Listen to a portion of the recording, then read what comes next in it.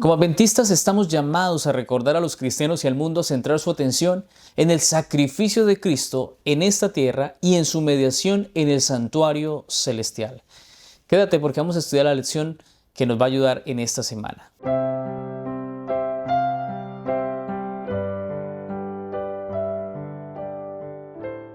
La lección número 8, titulada Luz desde el santuario, nos va a enseñar cosas impresionantes y maravillosas esta semana. Te invito a que oremos para pedir la bendición de Dios. Querido Padre, te damos gracias por tu bendición y tu compañía en esta hora. Bendícenos, ilumina, Señor, por favor, nuestra mente para entender el mensaje que tienes para nosotros. Lo pedimos en Jesús. Amén. En esta oportunidad vamos a tocar varios puntos interesantes que la lección trae para nosotros durante esta semana.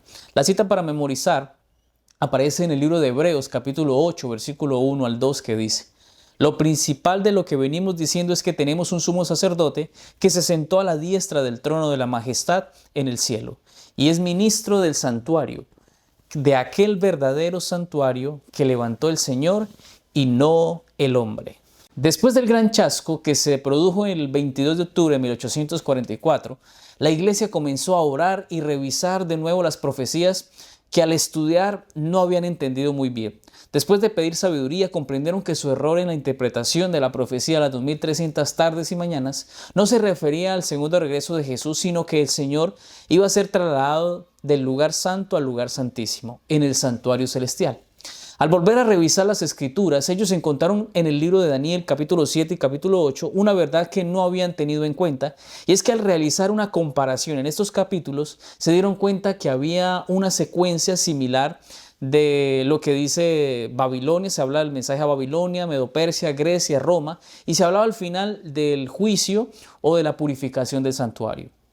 Como adventistas, hoy día creemos que ese juicio en el cielo, purificación del santuario, es el juicio investigador que se realiza o se realizará antes del regreso de nuestro amado Señor. Y durante esta semana, gracias al mensaje de Dios a través de la lección de esta semana, vamos a encontrar detalles relacionados a este ministerio poderoso que se realiza en el santuario celestial gracias al Señor Jesús.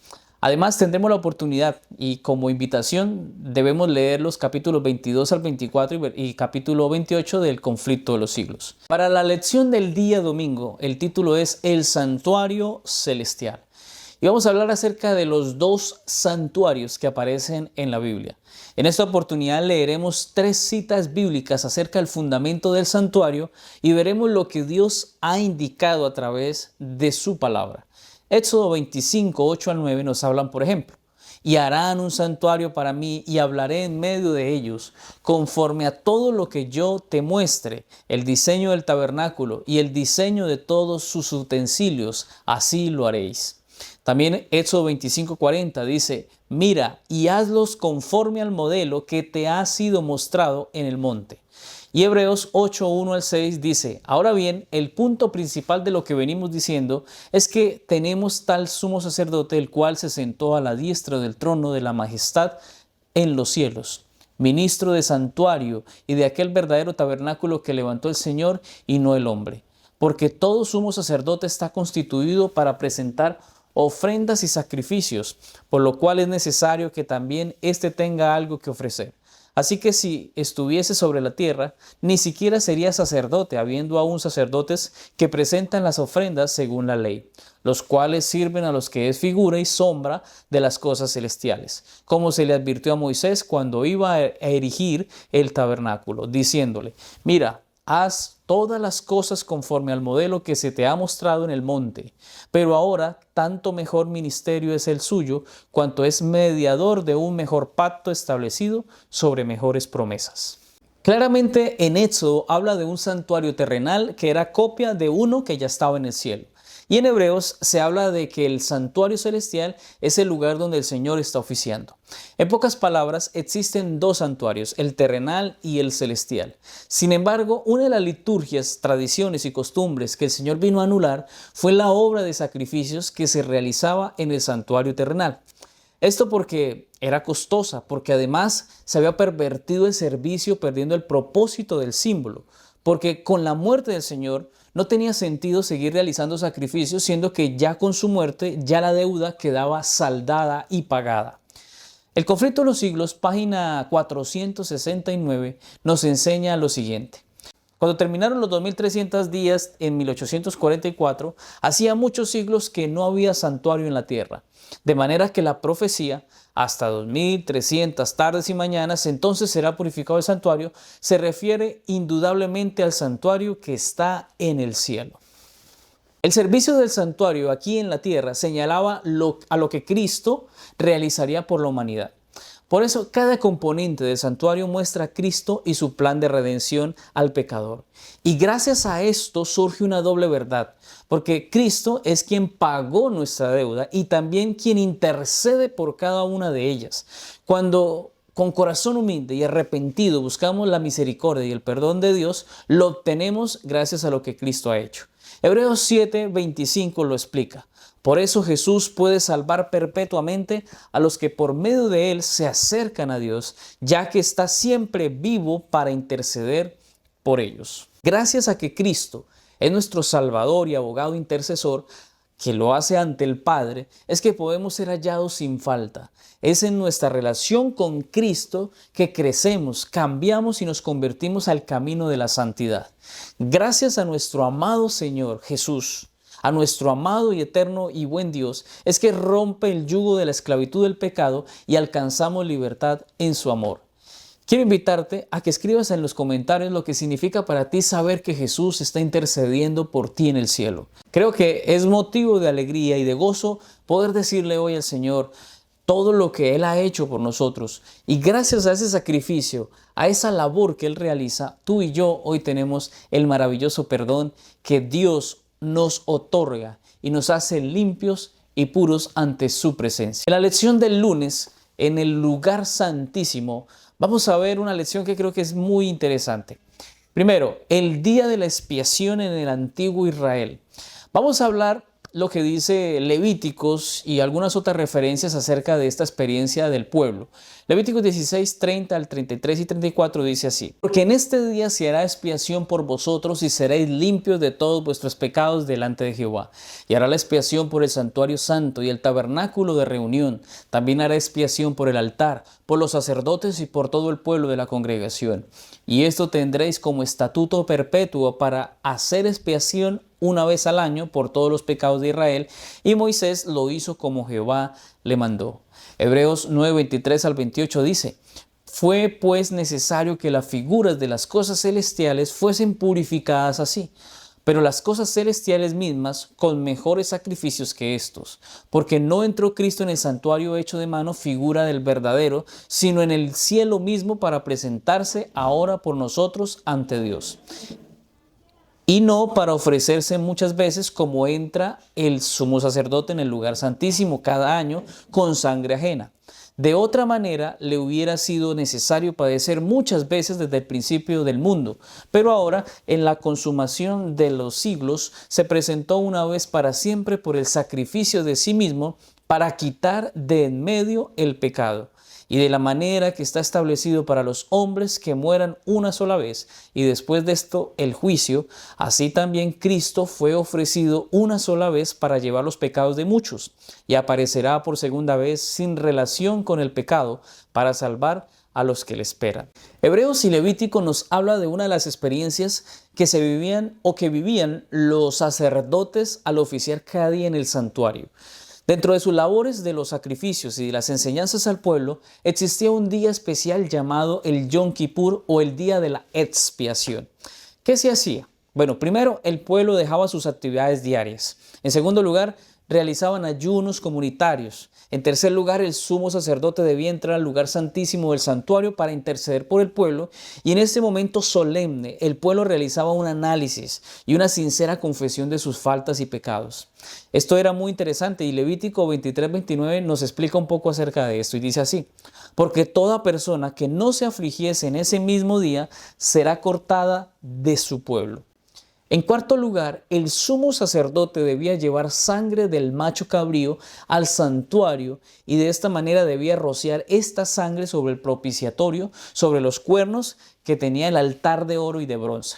Con este acto se consideraba que quedaba ya culminada y completa la purificación del santuario. Sin embargo, en el quinto paso, el sumo sacerdote tomaba el macho cabrío y ponía sobre sus manos sus manos sobre él y oraba intercediendo por el perdón de los pecados de toda la nación.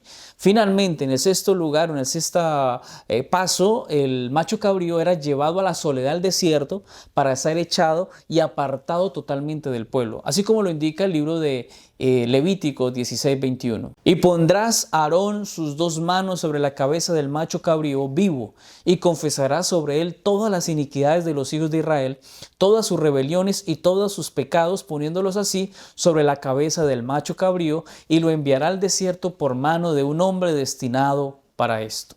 Este acto tenía un propósito muy curioso, ya que el macho cabrío cargaba con los pecados que tenía el pueblo y nunca más podía volver. Este macho cabrío o azazel o el chivo expiatorio, obviamente es Satanás, que al final del juicio será quien se haga responsable de todo el daño que se hizo en la tierra, cargando con toda la culpa que ocasionó. Esta referencia del Antiguo Testamento tiene una relación muy estrecha con el plan de salvación a la humanidad, porque al igual, así como lo indica el libro de Hebreos capítulo 9 versículo 23 al 28, el Señor Jesús pasó del lugar santo al lugar santísimo en 1844 y se ha mantenido allí para ministrar y limpiar el santuario de todo el pueblo. Este mensaje es tan importante porque nos lleva a reconocer que Cristo hace una labor de abogado intercesor para buscar que nosotros recibamos expiación por nuestros pecados.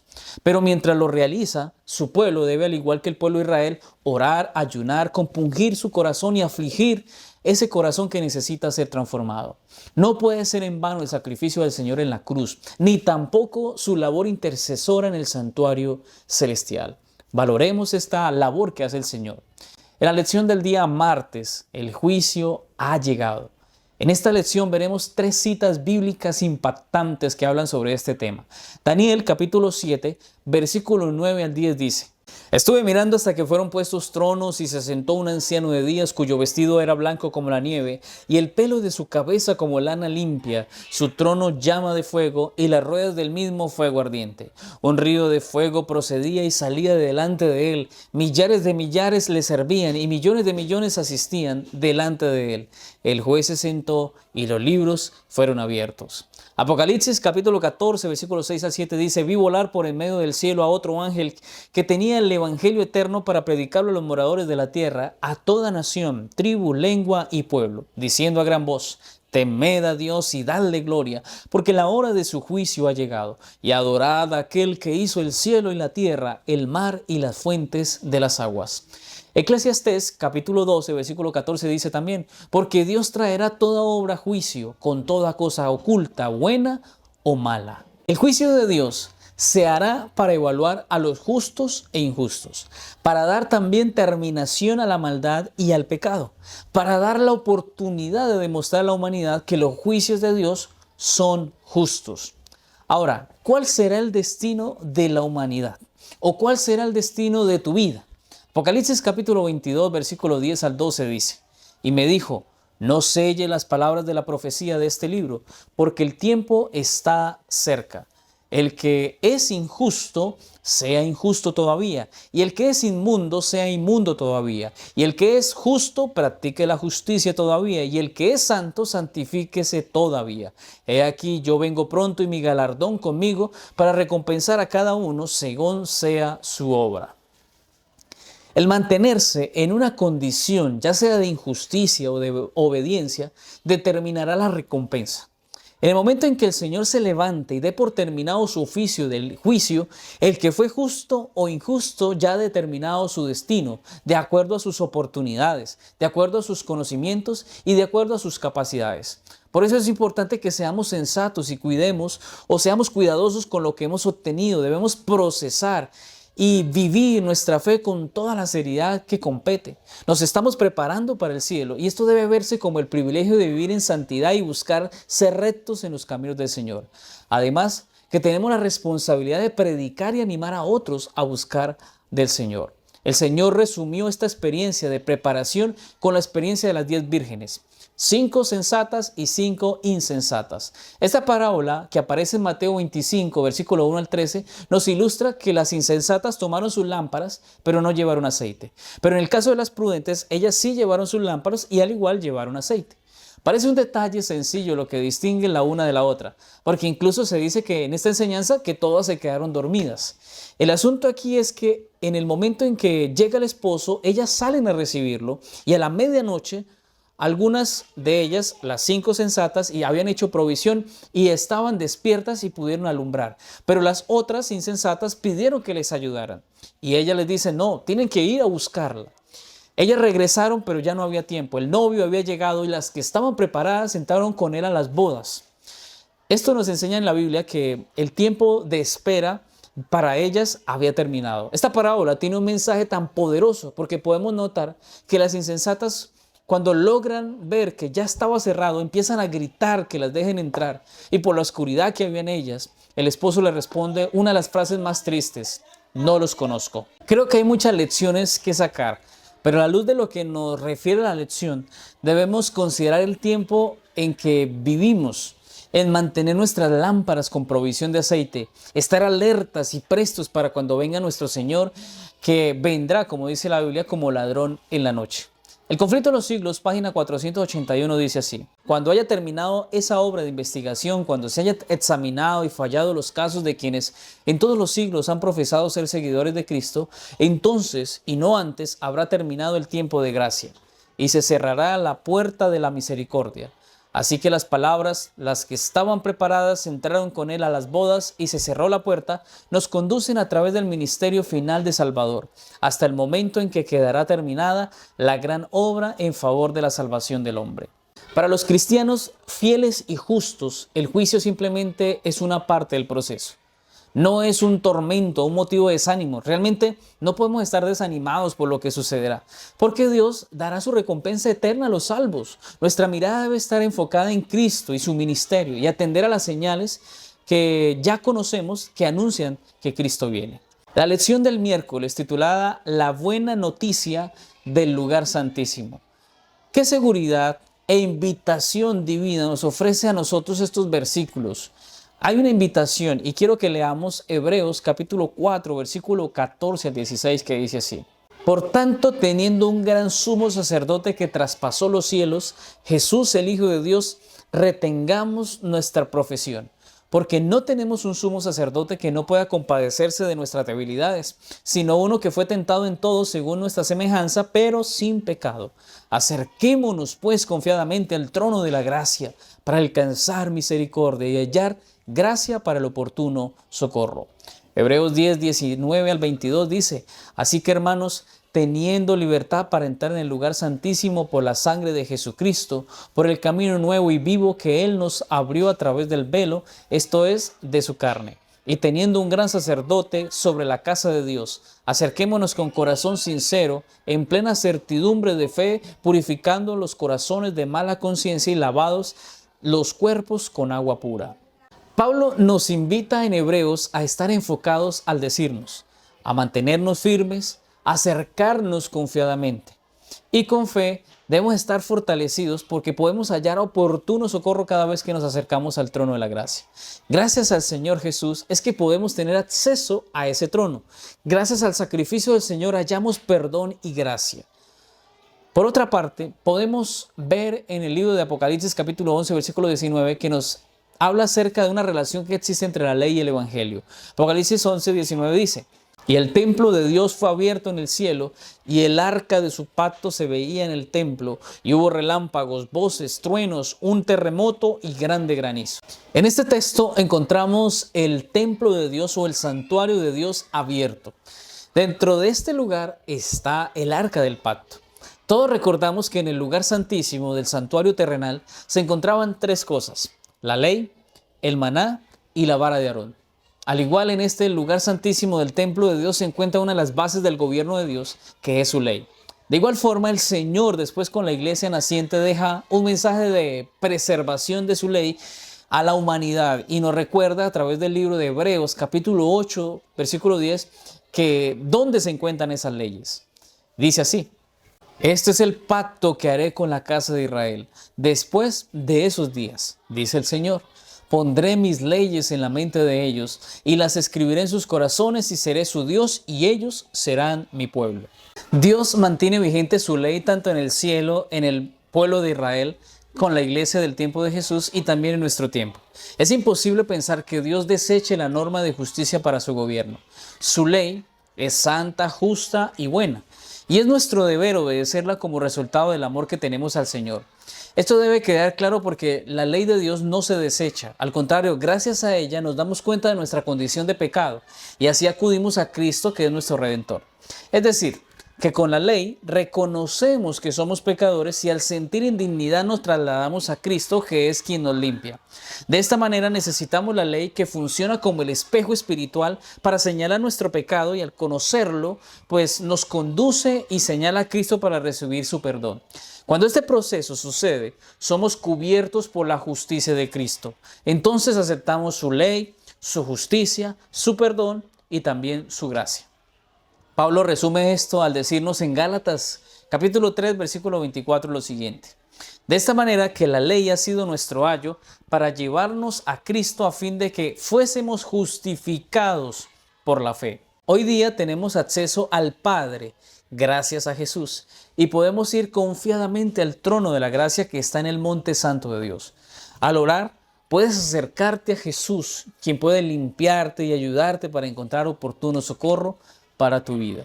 Así que tenemos todas las garantías necesarias para la salvación. La lección del día jueves, titulada Jesús, nuestro abogado en el juicio. En esta oportunidad veremos la diferencia entre el ministerio del sacerdote en el santuario terrenal y el de Jesús en el santuario celestial.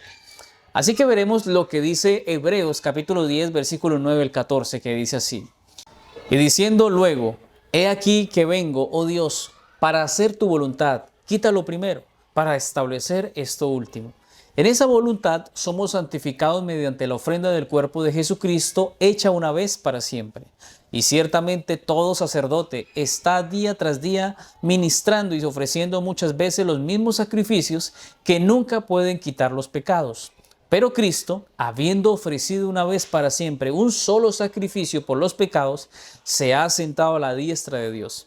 De ahí en adelante esperando hasta que sus enemigos sean puestos por estrado de sus pies, para que con una sola ofrenda hizo perfectos para siempre a los santificados.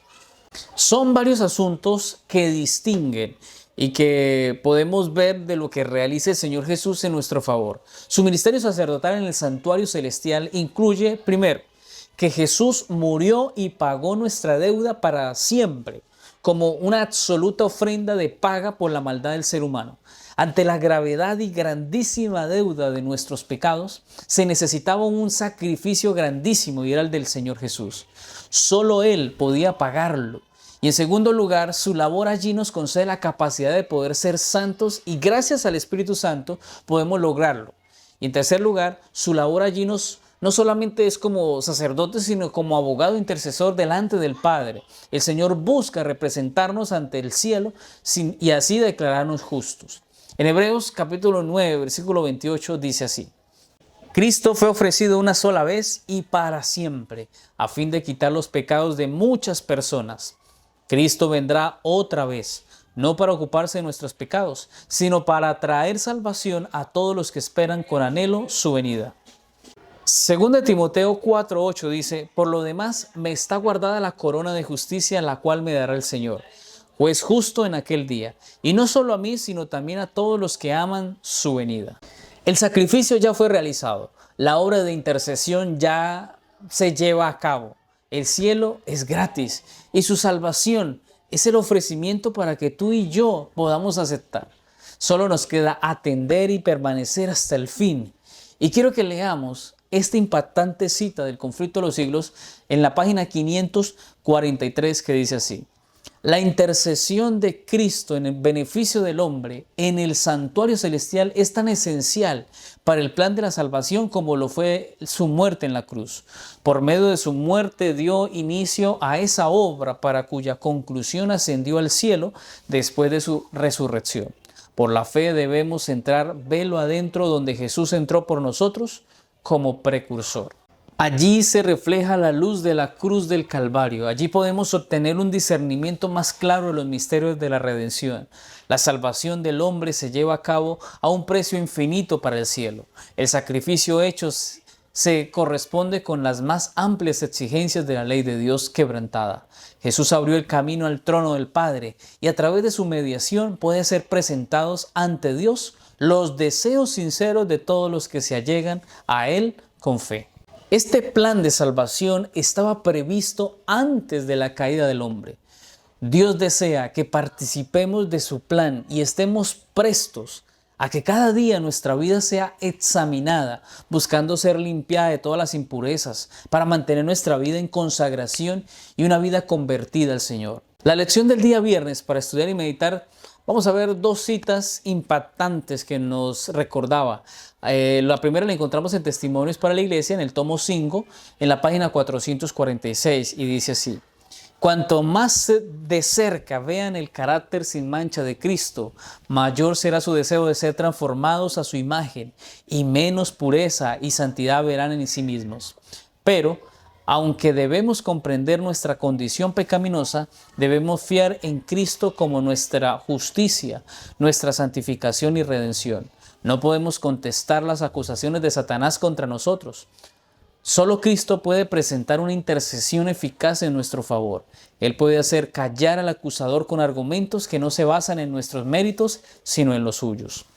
Y también vamos a ver Conflicto de los Siglos, página 543 y 544. Dice así: estamos viviendo ahora en el gran día de la expiación, cuando en el servicio típico del sumo sacerdote hacía la expiación por Israel.